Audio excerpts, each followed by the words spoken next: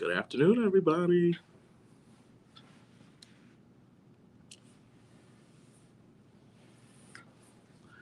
Please like and share. I'm just going to be here a few minutes of your time.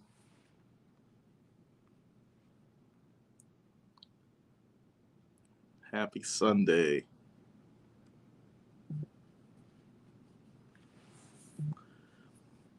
Of course, welcome LinkedIn land. I see we're just joining in LinkedIn. Hope all is well. Please share this video and like it. We're going to get started in just 1 minute. Just wanted to have a moment of your time. And while you're doing that, if you can just grab your cell phones and your mobile devices, we have a little action we're going to do today in a second as well. So like it, share it, grab your phone, especially if you're a Connecticut resident. All right. Good afternoon, everyone. Okay. So we'll get started. I'm basically convening this moment because there is a very important message that really needs to be relayed to each and every one of you that's happening here in the state of Connecticut. If you know me, you know for the past decade of my life, I have committed my life's work around voting rights and the efforts to ensure the expansion of the franchise for every single person who can and should have the right to vote. And I know in Connecticut, we think of ourselves as a very progressive, politically blue state. But indeed, we are far behind in terms of voting rights and protection of voting rights for citizens across this state. It's a shame that in comparison to states like Georgia, Texas, Iowa, and Florida, that they're able to actually vote early and to have access to the ballot box to ensure that their votes are counted early and accessibly. They even have the opportunity to vote on a Sunday. So as I'm speaking to you, on any given election year, those states could actually go out and vote throughout the day. Unfortunately, that's not the case here in the state of Connecticut, which is what I'm really trying to raise the message and the profile about on today. But before I do that, I wanted to let you all know about a personal story. This story starts with a gentleman by the name of Dempsey Coates. And this gentleman hails from a county called Lawrence County, Georgia. And really, he found himself in a tough spot. He was a former slave. And at the age of 55, he found himself free and with the liberty to engage in his duty as a citizen to his right to vote a few years later after receiving his said freedom. He demonstrated his first act was through written form of actually registering to vote. Unfortunately, the slave system was set up in a way where individuals could not read or write or have the opportunity to do so. Although some did persevere and follow through on that, unfortunately, in Dempsey's case, he was not able to. But he was able to signify this first act as a citizen in his full rights by simply placing an X on a manuscript sheet of paper to indicate that he indeed was activating his human right to be a full citizen.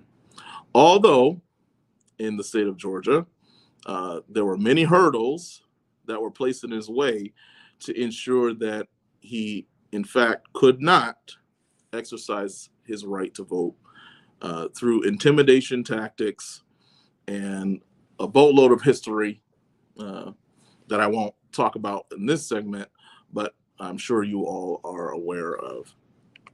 So he was able to engage in exercising this right to vote as a matter of receiving his right to vote. This gentleman is my 4th times great grandfather. And this is a story that has been carried throughout my family's history to the point of my parents leaving the state of Georgia in the late 80s to find a better way of life economically and engaging in the beginnings of building my family, to which I was born here in the state of Connecticut, in New Haven, Connecticut. And pulsating throughout the veins of my bloodline and the history of African Americans in this nation is this fight, this right to the vote. This is not made up, right? This is our life story. This is what brings us to this moment. Everything that we fought for, died for, everything Dempsey experienced along his journey to get to that ballot box. I'm a living manifestation of a dream that might have been deferred, but it was not denied. And as we look across this country, it's a shame that over 155 years, give or take, that the right to vote is still a center of discussion and the center of the attack of Republicans and, dare I say, some so-called Democrats from conservative corners of the state who are actively blocking or delaying or willfully not calling 2 Senate bills that I want to highlight today. The first of which is Senate Bill 481 and Senate Bill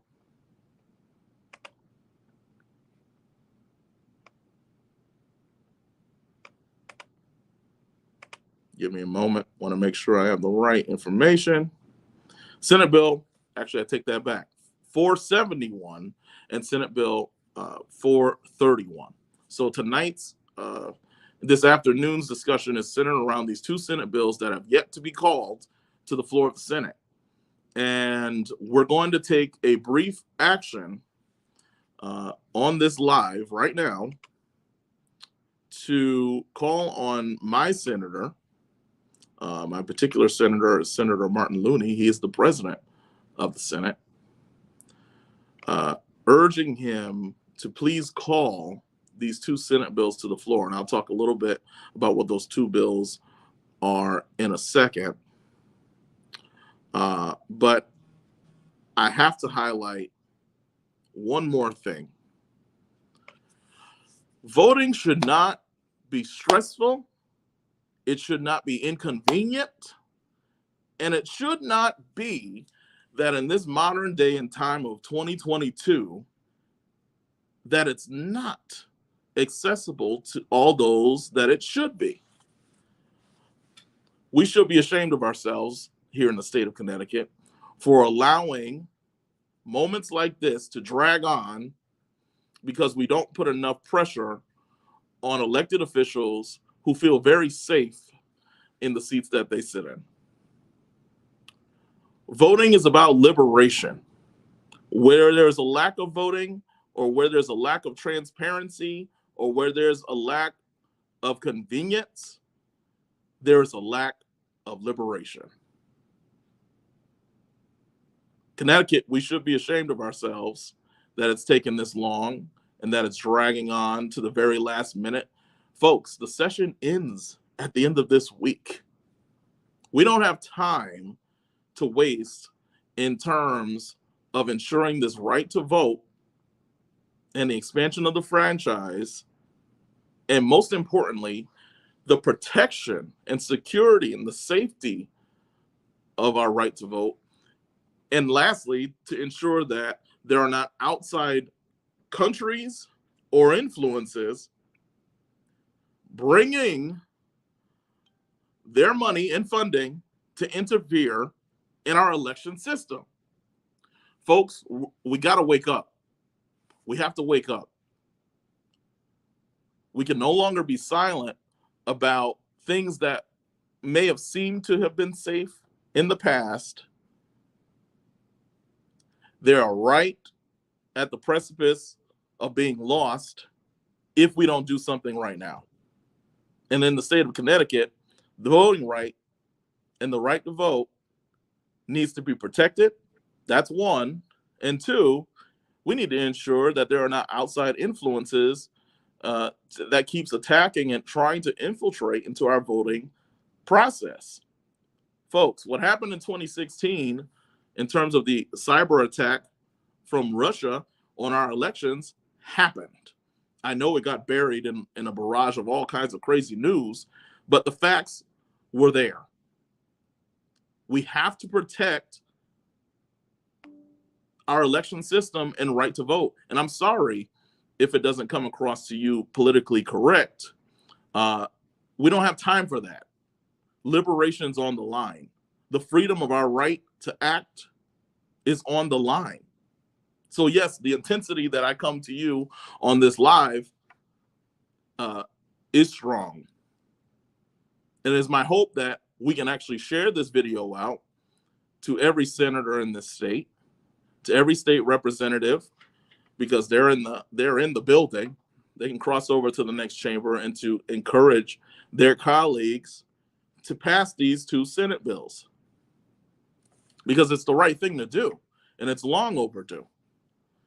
And look, I've been involved in elections and polling processes for an extremely long time. And one of the things that I really hate to see happen is when a working single mom shows up to a polling place and tries to engage in her right to vote, but because she didn't come a minute earlier, she's shut out of the front door. It's time to wake up.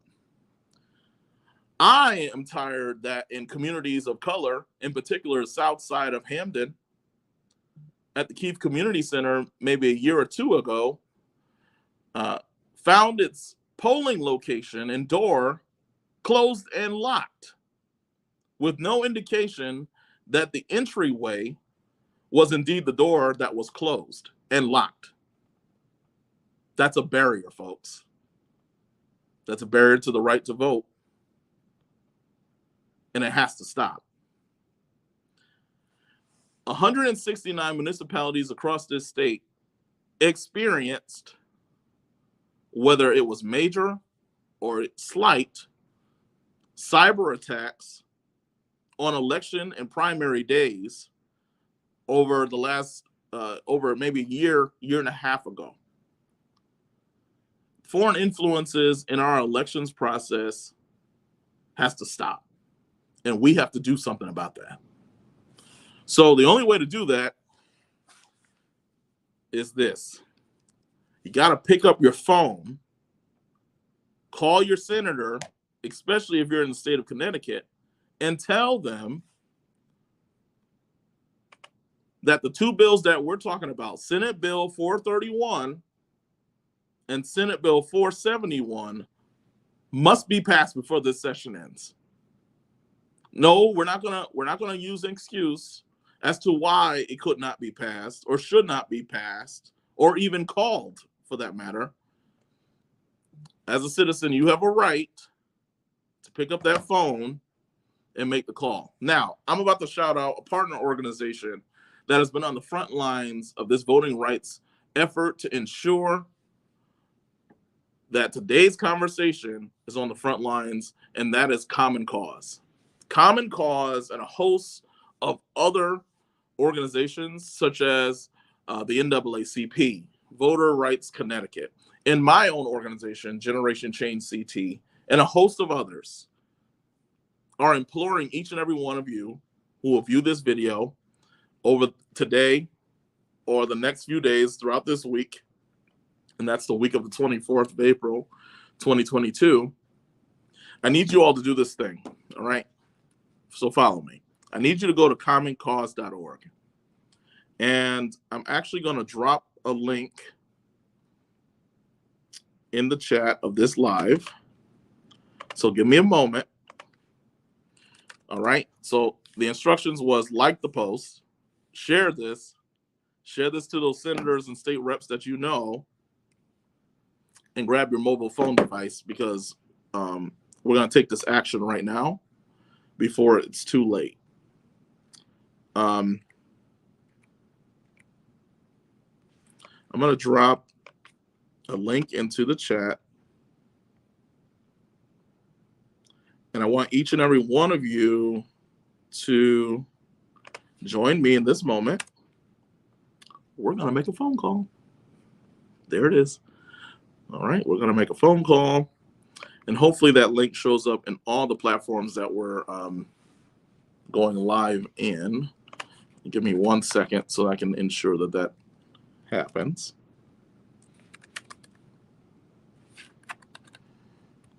So in case you're wondering what's happening, in summary, like this post, share it on whatever platform you're on, and then I want you all to follow, click on the link that I provided for you, and we're going to take a quick action. It won't take any more of your time together. Okay, let's do it. Okay, so we're going to take our phones and we're going to make a phone call. So if you follow the link to the Common Cause website, I'll review with you what we're trying to do in this moment.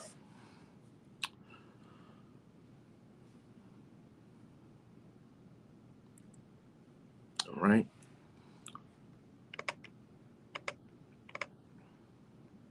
All right, here we go. You should be brought to a screen that says log my call, protect voting rights, pass Senate Bill 431, 471.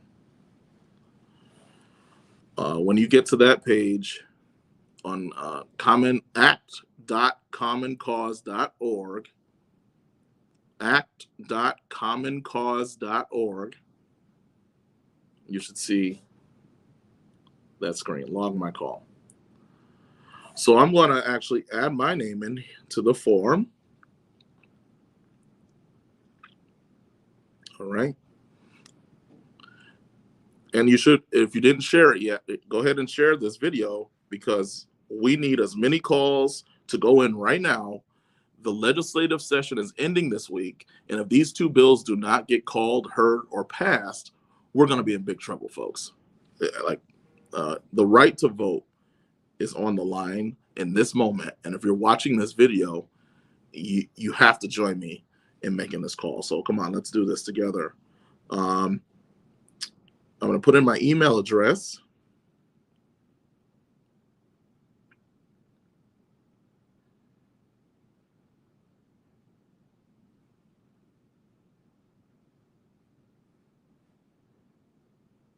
I'm putting in my information so that I can make sure that the right information is logged.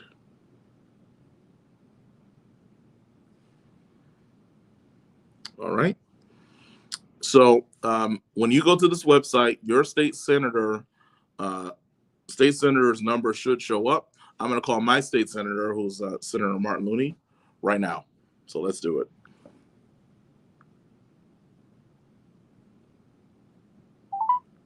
The party you have called, Kevin Coughlin, at extension 8638 is busy. You may leave a message or transfer to another extension. To leave a message, begin speaking at the tone. When you have finished, push star, then pound, or just hang up. To transfer out of expressions, push 0.